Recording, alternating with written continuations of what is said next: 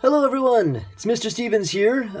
We are trying a little bit of a different format today for Mr. Stevens Reads, and that is because I had a student who was very interested in the Civil War, learning about the Civil War, and my uncle Dave, who is a history buff, happened to have this book laying around, and this book seemed like it would be a very good way to kind of delve deeper into the Civil War. It is chock full of interesting information and pictures, and so it should be fun to read and fun to look at, but because of the size and shape of the book, I figured it would be easier to do it this way so that everyone can see all the pictures as I'm reading through. This book was written by William C. Davis, who is an American historian, and he was a professor of history at Virginia Tech. And the former director of programs of that school's Virginia Center for Civil War Studies.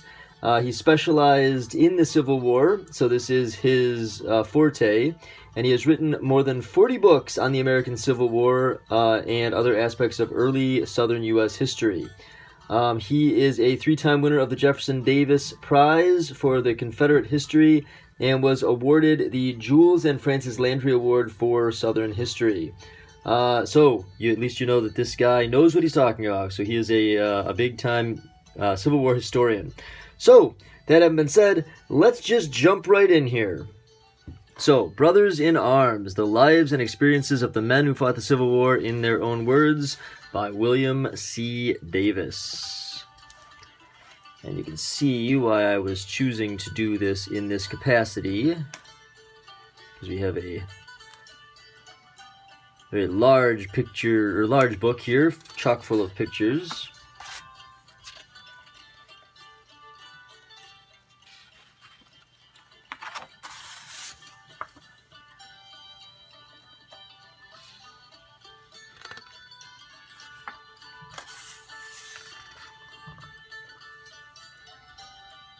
And there's the table of contents, which, as you can see, there are 8 chapters here, plus the introduction, so we will not be reading this all in one felt swoop. We will be taking this piece by piece. And this is published in 1995 by Salamander Books and Smithmark Books. And here we go.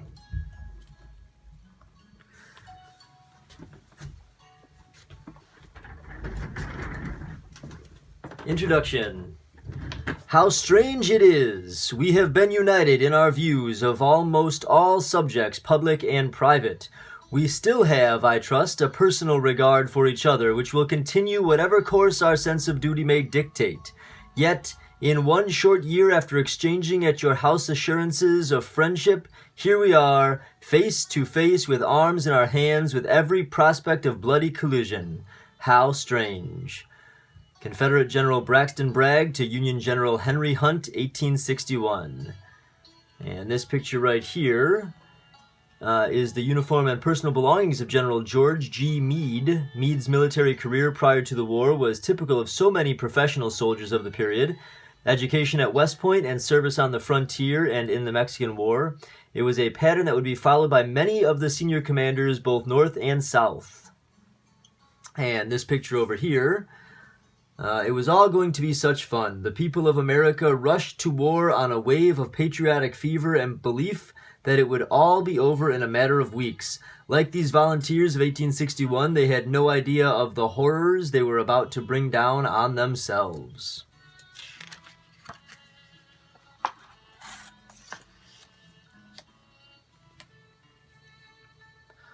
All across America, North and South, beneath the excitement and euphoria, the fear and uncertainty, most people felt that same sense of how strange it was. Indeed, though the tensions that brought them to the brink of war had been tugging at them for generations, still, at the end, it all seemed to have happened so fast. The country, it seemed, had lost its mind and turned to strike itself. As always, it was chiefly the politicians who had failed, stumbling in their way, blinded by sectional and personal interests, mindless of the long-range impact of what they did as they sought some immediate goal and power. Inevitably, when their blundering, compounded by facing problems like slavery and the nature of the Union that did not offer easy solutions, finally led the country to war's precipice, it was out of their hands. They made the war to come. But it would be the innocent, the farm boys, the students, and clerks who would have to fight it, and it would be their families behind the lines who would suffer the shortage and uncertainty, and ultimately the loss of loved ones.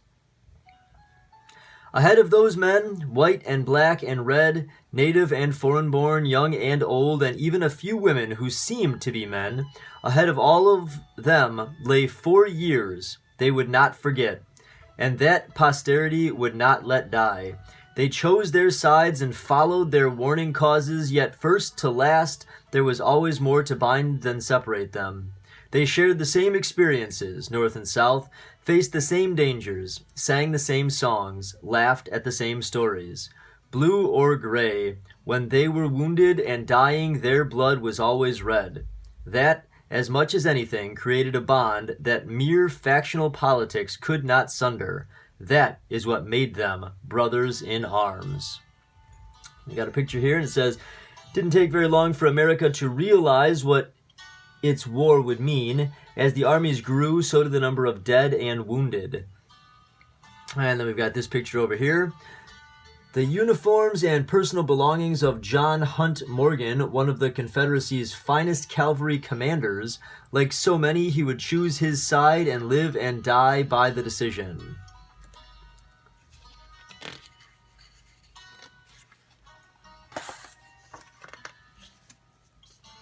So, Chapter 1. Nothing left now but to fight. Inevitably, it had come, as so many of them had feared it would. Generations of argument, accusation, and arrogance finally brought North and South to the war table, and before it was over, millions of men would sit at the tragic feast. Overwhelmingly, they were men who had nothing at all to do with bringing on the conflict. The politicians had done that, as usual, but it would be left to the farm boys, the clerks, the students, the mechanics, to risk their blood and their futures to decide the contest.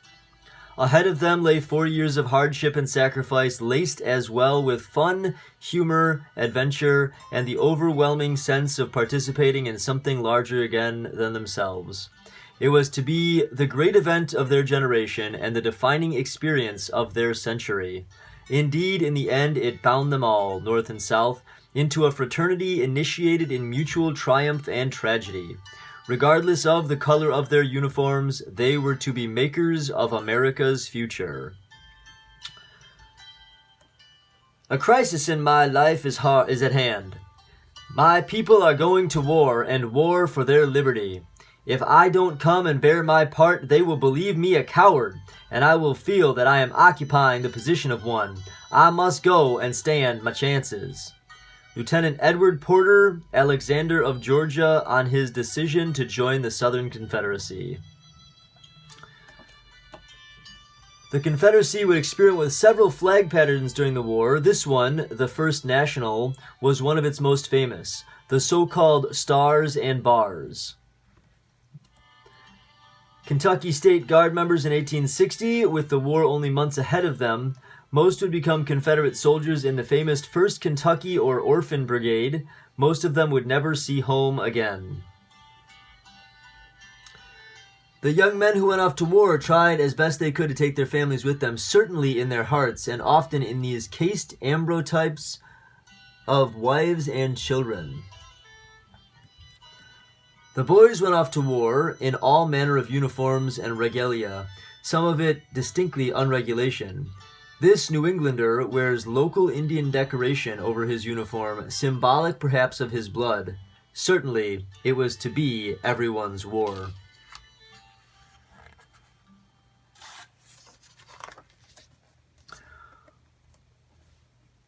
When war erupted in Charleston Harbor on April 12, 1861, the entire United States Army, what would soon be called the Old Army, numbered a bare 13,000 or more men on active duty, most of them scattered across thousands of square miles of frontier posts west of the Mississippi.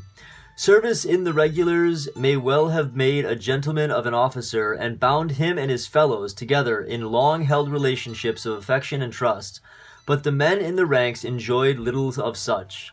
They had often as not been the poor of their communities, taking on the uniforms because there was nothing else for them to do, while many more were recent immigrants, especially Irish and German, taking the only profession they could get. The coming of the war would change life for all of them. The old army, in its way, mirrored the dividing nation itself, and the greatest battles these professionals would fight would be not on the battlefield, but in their own hearts, in a war between duty and loyalty. We got some swords here. The pre-war regulars who made their choices in 1860 used sabers like the 1840 pattern foot officer's sword at left, and the 1850 pattern at right. Their old weapons symbolized their attitudes towards what the war would become. Scattered all across the continent at frontier posts like this one in the New Mexico territory, the old army officers and soldiers were mostly far removed from the events in the East that precipitated the outbreak of war. When the guns began to sound here at Fort Sumter in April 1861, the days of waiting were over. Everyone had to make his choice of side. Typically, it was old army officers who commanded on both sides as the fort was besieged. The 1858 pattern U.S. Army hat, often called the Jeff Davis or Hardy hat, with some of the brass badges worn on it to denote branch services.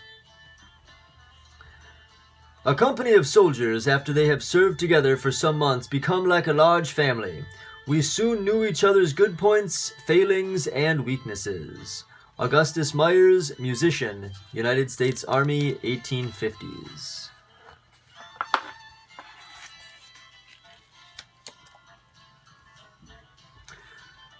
No sooner had the first guns echoed over Fort Sumter than a wave of enthusiasm swept north and south. Across the new Confederacy, young men rushed to enlist, and state governors at first had to turn away volunteers for want of sufficient arms and uniforms. In the old Union, men of all stripes came forward as well, intent on avenging the insult to Old Glory.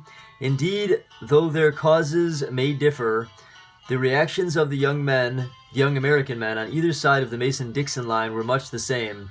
A visitor in North Carolina found that the crowd screamed so loud that they drowned out the bands playing Dixie. Eyes blazed, every voice shouted, mothers proudly urged their sons to enlist, and sweethearts threatened rejection of those boys who quailed from the fight. I was a mere boy and carried away by boyish enthusiasm, wrote a Tennessee Confederate. I was tormented by feverish anxiety before I joined my regiment for fear the fighting would be over before I got into it.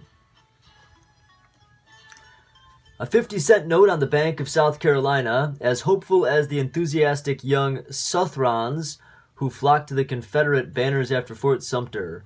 Southern currency was just as fragile, backed by little more than courage. Northerners, too, rushed to arms in the wake of Sumter, and every city and county town square witnessed scenes like this in Michigan as one of its first regiments prepared to leave for the front. They identified with their brave banners like this Virginia State Seal flag from an unknown Old Dominion regiment. Ever thus to tyrants, its Latin motto proclaimed. So impatient did I become for starting that I felt like 10,000 pins were pricking me in every part of the body, and started off a week in advance of my brothers. Frank Peake, Confederate soldier. To accompany their colors, every regiment had either a band or at least a drummer and bugler, like this musician from a Confederate North Carolina unit. So proudly did the soldiers regard their flags that they used them to boast of their battles. Regiments north and south emblazoned their battle honors on their colors and guidons.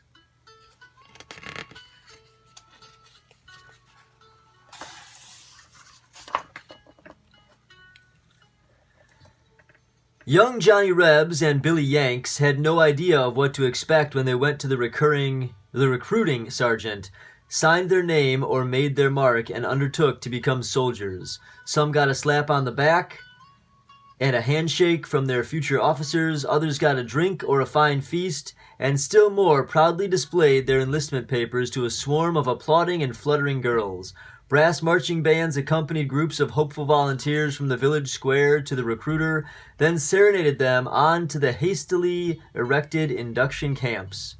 An almost religious fervor could sweep through the crowd, with men caught up in the rush of patriotism by the speeches and the songs, surging forward to sign their names. Lifelong friends volunteered together, and whole school classes sometimes closed that the students could take the uniform. Everyone wanted to be a soldier, and when surgeons like Clemens gave their cursory examinations, men missing fingers and eyes with weak lungs and hearts, and occasionally even a disguised woman, passed the physical. And so we'll go back up here to Surgeon Leonidas Clemens from the 61st Illinois Infantry. Ah, Captain Reddish, I only wish you had 100 such fine boys as this one. He's all right and good for the service.